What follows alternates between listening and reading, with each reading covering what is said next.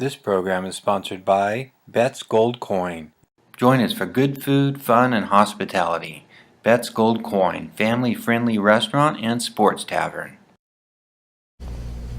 Hi there, Bob Orchard, coming to you from Old Town Mariposa, and we're talking with John Kidd from the Soul Galaxy. And John is a musician, of course, and we're talking about, well, cabbages and kings in a way. The business of music and the transitions that have taken place as a direct result of the internet and communication that is not geared towards recordings and radio playtime and that sort of thing. Musicians are actually having to work with people now. We're having to be our own business. We're having to handle everything. There's not a promotions department at the record company where you're getting most of the money from our records. You have to handle this.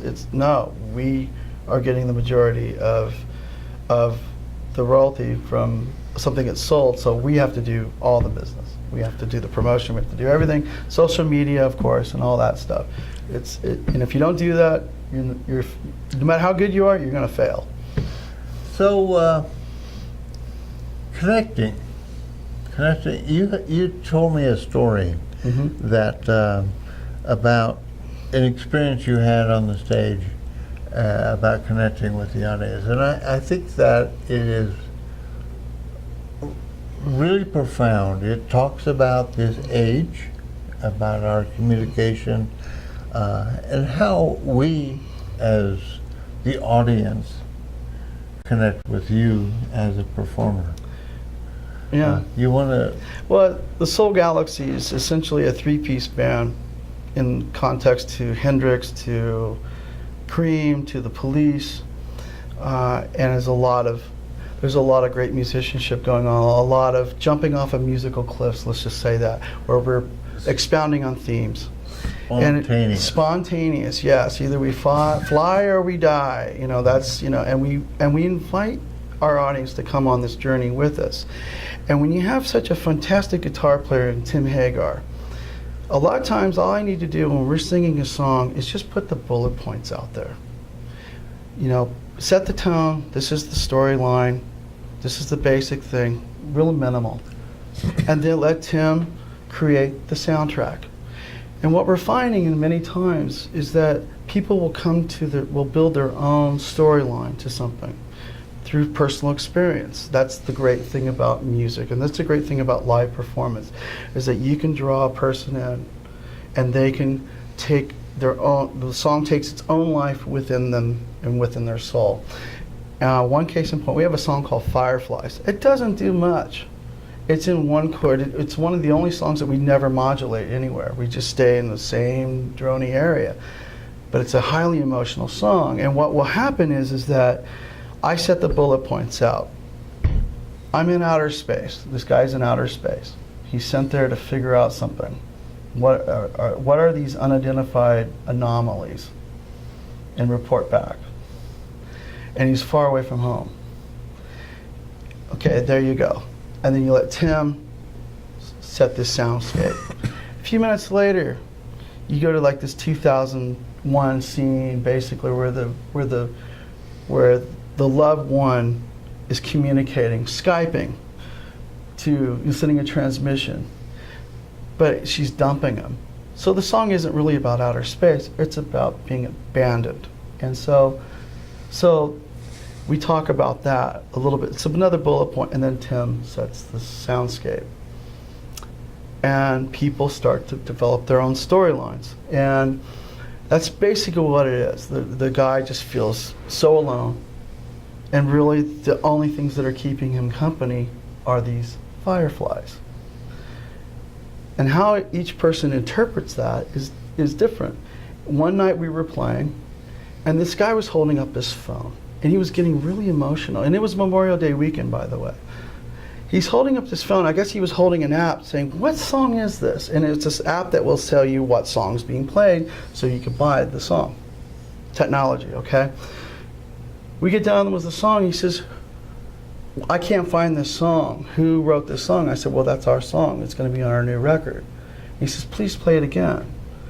And I said, well, we don't normally do that. He says, please play it again. I need to play it for my brothers live because I can't find it on iTunes. So we did it again begrudgingly. I mean, we were kind of not having a good night, and so we played it again, and it was just magical. And then he played it, and he hit play on his thing, and he put out this post to all his brothers. His broadcast. He's broadcasting it to his brothers. Military brothers. I didn't know that till later. We're a bunch of peacenik hippies. Okay. He about 500 to 1,000 guys. The response back by the time the song was done was over 5,000. Okay? That's an amazing story. And they're all getting moved by it because he came up to me later. We kept playing the show. And he came to me and he said, you have no idea how that song helped me. Here it is, Memorial Day weekend. I can't tell you how many brothers I lost. Okay?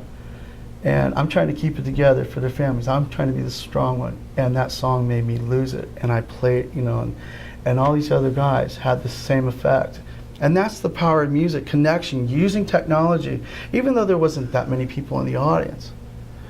Tim and I always say we play our best because there's always someone listening. The spirits are listening. It's out there. You are always playing for whatever's out there. That's the music on the green. Mm-hmm. You picked up out of an audience of one person who broadcast you live, and you were being listened to by 5,000 soldiers. Yeah, I told Tim, I said, I guess we got to do some USO things when this gets going. But the peacenik hippies, we love our military, though. Yeah. Absolutely. Obviously, you do too, man.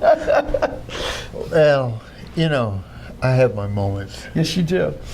But the story here is audience, and how the audience, how our ability to communicate with our musicians has been amplified, has expanded exponentially by technology.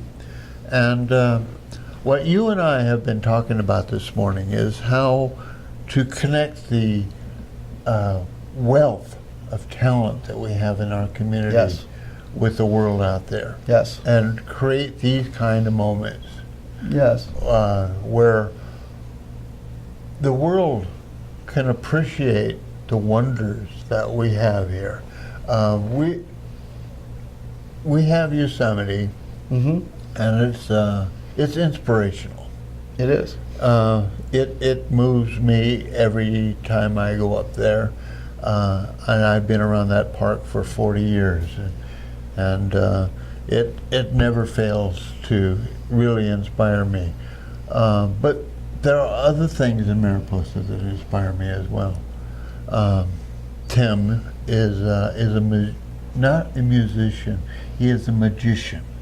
He creates sound fantasies for me that take me places. It's a great exploration. But we have other extremely talented people. Yes, and diverse.